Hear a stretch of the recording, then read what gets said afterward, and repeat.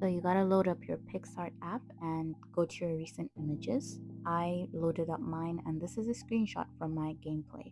So that's Angela and Alex. Next, you're gonna go to FX and I like to go through the simple category first. So here I am just exploring different aesthetics that I'm trying to go for.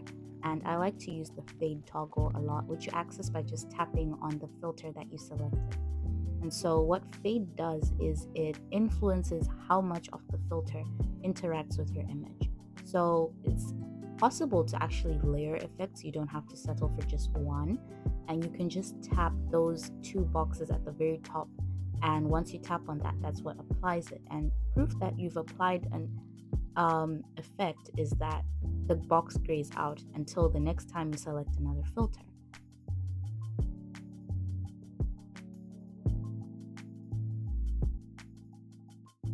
So here you can see me just scrolling through my options.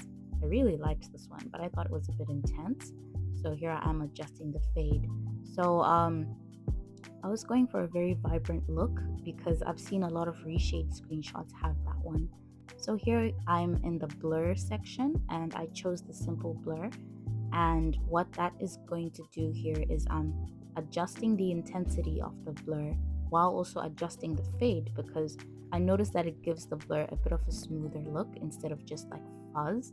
So next you go in with your eraser, which is at the top of the toolbar, and here I'm adjusting the size and you can see that I'm already beginning to clear Angela's silhouette. The good thing about this is you can really get the reshade effect because you can adjust the size of your brush, which means you don't get to erase too much of the background.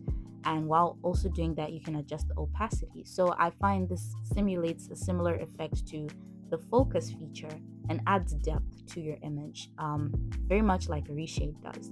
So this is primarily for those of us who have systems that can't really handle too much software and too many mods. So here you can just see me clearing up Angela's image and doing my best to be careful around the edges while still leaving room for those mistakes because it still looks fine like that.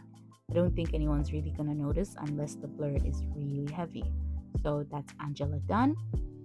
Moving on to Alex, you can see that I kind of sped it up on him because now that you guys have the idea, I didn't feel it was necessary for you to see me go through the long process.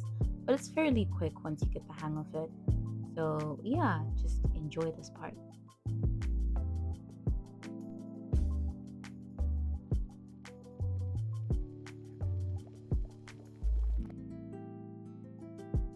Once you're done with that, you're gonna select the check mark and this is what you get. So you can still mess around with the blur feature after you've erased parts of it. It just isolates the parts you've erased and you can play around with your fade as well. I was very happy with this look. It felt very similar to what I've seen ReShade screenshots look like. So yeah, I then selected the overlay button. I'm just gonna call it that, the one that applies in the short term. And so you can add more effects or you can just go to your basic tools to do some final touch-ups. I wanted the contrast to be a bit more intense because I really wanted that nighttime vibrant feel. And so this is what I ended up with. Next, I went to crop because when I'm posting my screenshots, I have a very particular kind of look that I'm going for. So I like the 16:9 ratio. And it's also a way to get rid of the red bars. I know that there is a mod for that, but I don't think my system can handle too many mods. So this is me just being innovative, I guess. So unfortunately, we had to shave off a bit of Angela's hair, but I think it's fine. So the next thing for me here was to go to the mask option in the lower part of the toolkit. And I like to go to the lights section. You can totally play with other things, but here I am just demonstrating some of the lights that you can get. I didn't have an internet connection during the screen recording, so I couldn't show all of them. But this was my favorite one. Here you see me playing around with the hue because I wanted a particular look. And you can also play around with the orientation of the lights as you see me demonstrating here. And once you're happy with that, you can go ahead and lower or increase the opacity depending on what you want. I wanted an aurora halo lens flare kind of look, and here I am just demonstrating the different blend modes and what they do. I prefer to stick to the normal screen one because it looks like an overlay. So this is the before and after, and once I'm satisfied with that, I just decide to save the image, which is by just clicking that little download button. And you can still go in and do more with your effects if you like. So this is under the FX tab, and it's the noise function. I've seen a lot of people have this overlay in their screenshots, and it looks amazing. I guess I was just trying to demonstrate that for anybody who's interested here. There's a lot more you can do. Feel free to explore and figure it out.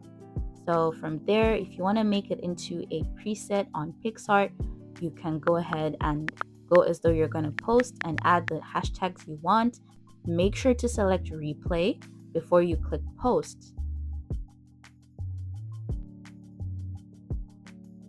So from there, it shows up on your profile. Here it is on mine. And here it is posted on Tumblr. And this is how it looked. So I hope you enjoyed.